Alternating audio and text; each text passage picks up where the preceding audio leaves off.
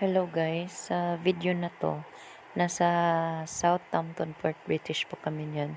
Napagkasunduan po namin ng kasamahan ko na lumabas kami sa lugar na to kasi first time din namin mag-on board at saka syempre malapit, ang lugar na to malapit na lang sa London. Pero alam niyo yung feeling na gustong-gusto niyong puntahan yung London mismo kaso di lang pwede kasi nga kulang sa oras.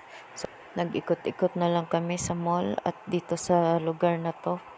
At gusto din namin sanang mapuntahan yung sinasabi ng mga kasamahan namin na shop daw na nagbebenta ng mga grocery item na nag-umpisa lang sa £1.